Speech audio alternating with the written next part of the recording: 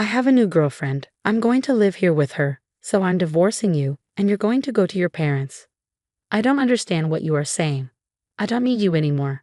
I can leave you with my parents if you want to be a breadwinner or a housekeeper.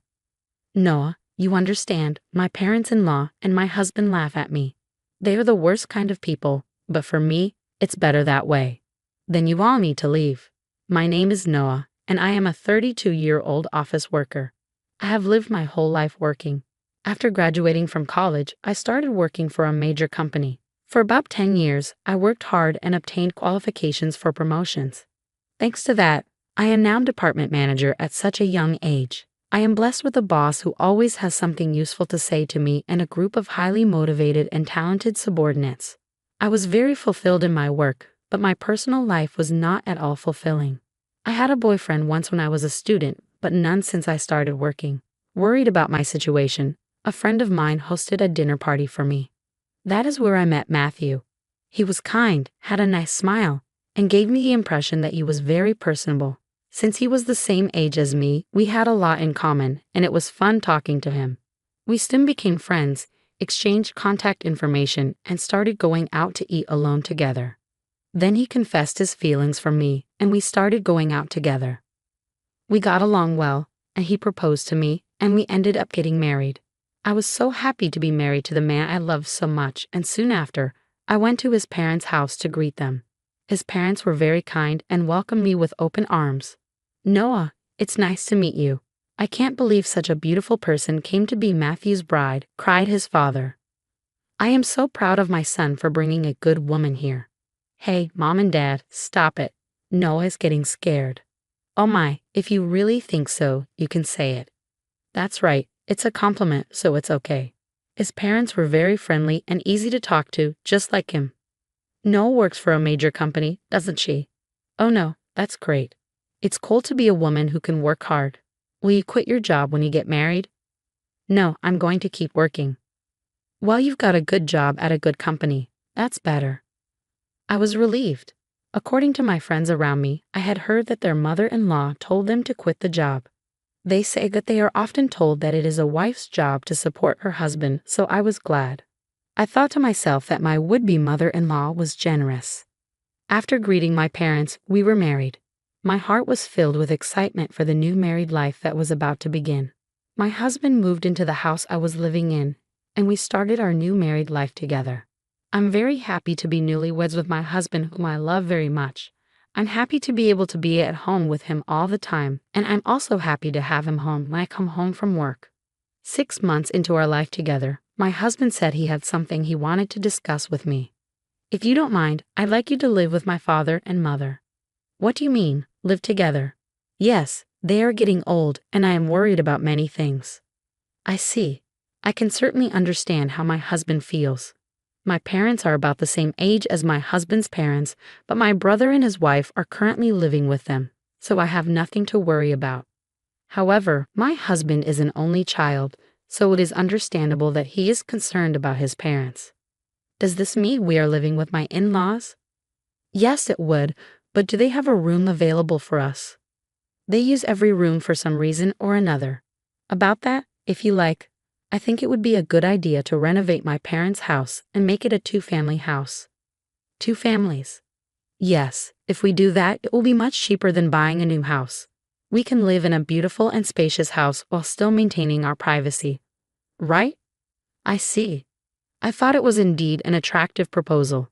My in-laws are very kind people, and we won't be together all the time if we live in 2 houses. It would be less stressful.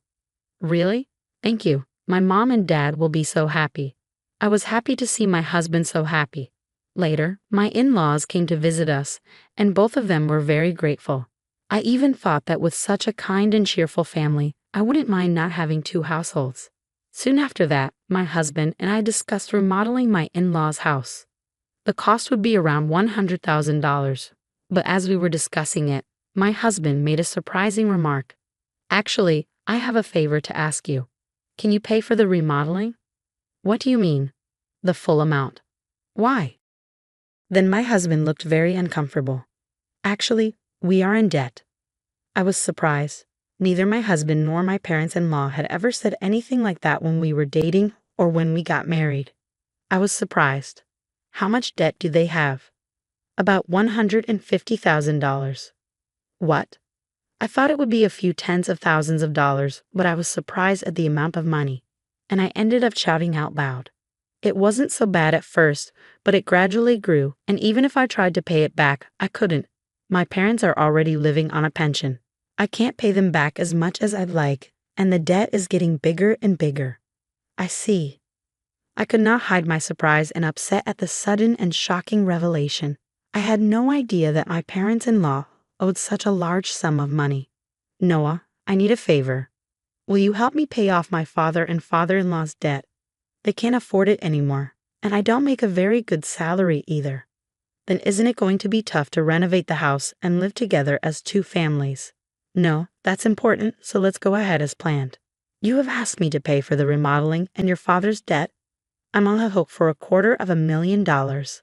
I know I'm talking about difficult things, but I want to take care of my life with Noah, and I want to protect my mom and dad. It's because I love both my parents and Noah. I'm sorry I'm being greedy.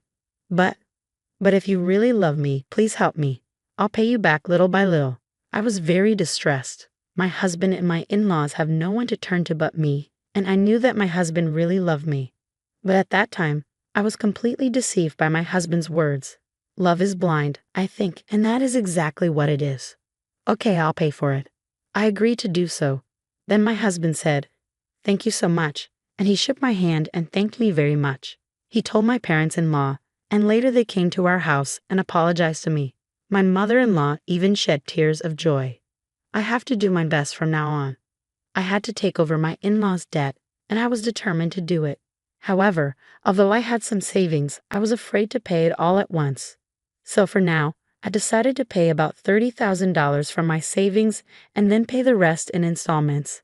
Then my in-laws joined us, and we talked about repayment. I explained to my in-laws about the installments I had just made. They said that I could do whatever I wanted. Then why don't we transfer the money directly to the account for debt repayment? We're not very good at managing money, and I'm a little afraid to transfer a lot of money. When my husband said this, my parents-in-law nodded. Indeed, it would be time-consuming for me to transfer the money to my parents-in-law's account and then for them to transfer it to their repayment account. And since it was a large sum, I would not like it if the money was not transferred in the middle of the process, so I agreed to that. Once the conversation was settled, my parents-in-law looked very relieved. Now we don't have to be afraid of the monthly debt collection. That has been really scary. Dad and Mom, you should thank Noah properly. Well, I can't tell you how many times I thanked you. I can't thank you enough. Thank you so much. I'm so glad Noah came to be his wife. I was happy that my in-laws were happy. However, I felt a little uncomfortable because I thought that they might think of me as a money spinner when they said those last words. I felt a little bad, but I wanted to take care of my beloved husband's family. With that in mind, I began to make payments, and at the same time, we remodeled our house and completed our two-family home. We started living together in a beautiful and spacious house. My parents-in-law were very happy, and my husband's eyes lit up at the new house. I too enjoyed cooking with the new system kitchen, and I was glad to have the remodeling done. It is more convenient and closer to work here. If commuting time is shortened, that gives me more time to spare. I can also make good use of that free time to study. I was spending my days working hard to pay off my debt. However, there was something that bothered me a little. That is, my husband did not help me pay off the debt at all. When I told him about my parents-in-law's debt, he said he would help me pay it off, and yet he has shown absolutely no sign of paying for it out of his own paycheck. When I mentioned this to him before, he told me that his salary was not enough at all to make the payment. I asked my husband what his take-home pay was and asked him to show me his pay stubs, but he stubbornly refused. So I don't know how much he earns, but he has to repay his debts. I worked hard for about a year to pay off the debt. At that time, my parents-in-law asked me how much money I had left to repay. If it's been a year, well, you haven't lost that much, yeah. At most, you'll be paying back about $10,000 to $15,000. Well, just to give you an idea, we paid back about $30,000 this year, so the remainder is roughly $90,000. When I said this, my parents-in-law were extremely surprised. What? You paid back that much? No, that's amazing. At that pace, you will finish paying back the loan in about 3 years. If I work hard, I'll be able to pay it off. Thank you so much. My parents-in-law were crying and happy. I thought that if my husband's parents were happy like this, it was worth all the hard work. A few days later, however, I encountered an unexpected situation. I had to work overtime that day, so I told my husband I would be home late. However, the work went surprisingly smoothly, and moreover, many of us have free hands, so we were able to leave on time. So I hurried home as usual, thinking I would cook dinner for my husband. But when I opened the front door, there were my parents-in-law's shoes. Oh, my mother-in-law and her family are here. I thought they had something to do, so I walked toward the living room. Then I heard my parents-in-law and my husband talking about something. You were right to marry that woman, weren't you, Matthew? You did great. I can't believe you got a woman with that much money. When I heard she works for a big company, I was really cautious and seduced her. You should be more grateful. Oh my, you're one of the people who created that debt. What? But I'm the one with the least. What are you talking about? How much did you spend on horse racing? Your gambling is terrible. I get a jackpot once in a while, so there were times when we were in the black. How can you be in the black when you owe $150,000? But at this rate, we'll be able to get out of debt and get back on track. That's really great. And she even remodeled our house. I got a really good wife. Well, I'm going to throw her away after she pays off the debt. My husband and parents-in-law laughed. I was so stunned that I couldn't move from the front door for a while. After calming down a little, I made a loud noise as I closed the lock and said, "I'm home," from the front door. When I went to the living room, my parents-in-law and husband greeted me with smiles. "Oh, Noah, welcome home." "Good job. Good job. Well then, we're going back to our room. Let's have dinner together again." I was so afraid of this gentle smile of my parents-in-law because I had heard their earlier conversation. Likewise, this man who was pretending to be a good husband with a smile on his face shocked me. I wondered what I had been doing to try to pay them back. "Didn't you say you had to work late today?" "Yeah, I've been working a lot more than I expected, so I decided to hurry up and cook dinner and came home on time." You didn't know that. I tried my best to act calm until dinner so that my husband would not realize what I had done. Then, when my husband was taking a bath, I stayed in my room and cried alone. But crying as hard as I could made me want to give my husband and in-laws a break. I cried as hard as I could. From then on, I acted quickly. I began to prepare for the divorce and then steadily made plans for what to do after the divorce. About 3 months passed. I pretended to be happy and told my husband that I had paid off my parents-in-law's debt. My husband rolled his eyes. "What? You paid off the debt? That $150,000? That was supposed to take roughly 3 years, right?" "Actually, I have quite a bit of money saved up, but I was afraid to pay it off all at once. So I started taking out a little bit from my salary and savings, but we were already below $100,000, and I thought it would be better to pay it all off at once." "I see." And then I asked, "Do you mind if I check?" and asked to see my bank book. I showed my husband the bank book. Oh, it's true, $90,000 was paid all at once. My husband tried to contain his excitement as much as possible, but I could see that he was itching to get out of there. "Wow, Noah, thank you. My dads are going to love this." My husband put his hands on his face and seemed to be crying, but I knew it was just an act, and he was pretending to cry. Soon after that, my parents-in-law also came and thanked me. "Thank you so much. I'm so glad I met Noah. You're like God." If I had not known any of this, I would have surely been happy to be along for the ride, having been deceived. But I already know what these people are really like, and I only acted because I was ready for my plan. A few days later, my husband asked to speak with me. My husband looked very serious. "What on earth?" "I'm sorry, no, but you have to leave me." "What? What do you mean?" I acted surprised on purpose. "I have a new girlfriend." "What?" "I'm going to live here with her, so I'm divorcing you and you're going to my parents' place." I was really taken aback by Matthew's unexpected statement. I knew from eavesdropping on our earlier conversation that my husband would leave me when he finished paying his debts. However, I did not expect him to openly declare his infidelity. What did he mean by having me go to his in-laws after he left me? I don't really understand what you mean. When I said this, my husband's mood turned sour, saying, "You're not very understanding at all. I don't need you anymore, but as a breadwinner or a housekeeper, I can keep you here." Oh no. Then the front door opened and my in-laws came in. "Matthew, did you finally tell her?" "Yeah, I told her. I wish I could have been there for that moment." "Oh, that's how it is. You can come to our house if you do the chores for us. Of course, we'll charge you rent though." My parents-in-law and my husband laughed at me. They are the worst people ever, but that's more than I can say for me. "Then all of you need to leave." My in-laws rolled their eyes at my comment. "What are you talking about? Have you forgotten? I can easily pay for the renovation myself. You changed the name of the house to mine. That's why I have the rights to this house. I can decide who to let live in the house and who to kick out."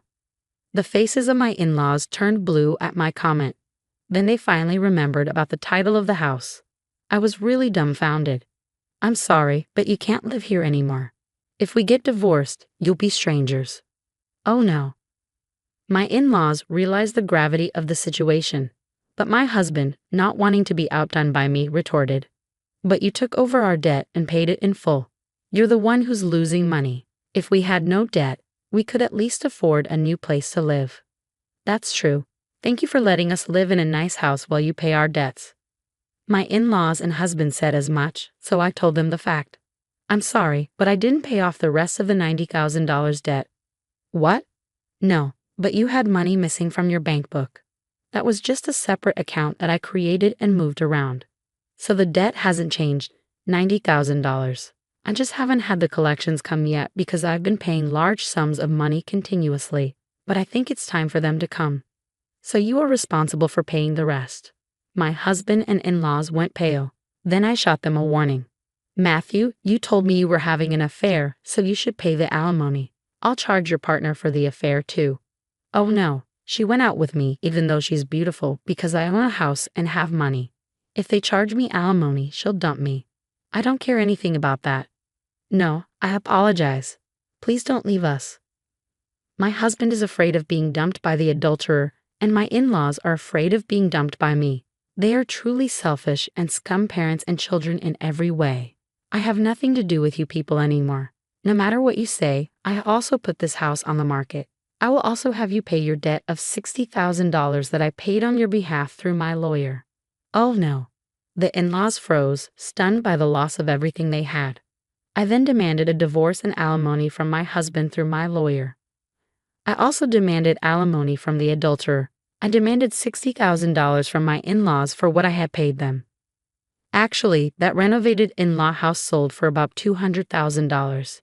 It was in a good location, and there was a family that was just looking for a duplex. So we got a good price. They were able to buy it, so I had to pay $160,000, which included the $60,000 I owed on the debt and $100,000 for the renovation. I have paid $160,000 but gained $40,000 as a result. In addition, I also get alimony from my ex-husband and the affair partner, which is a very positive situation. On top of that, I was able to get a small payment of $60,000 from my ex-parents-in-law.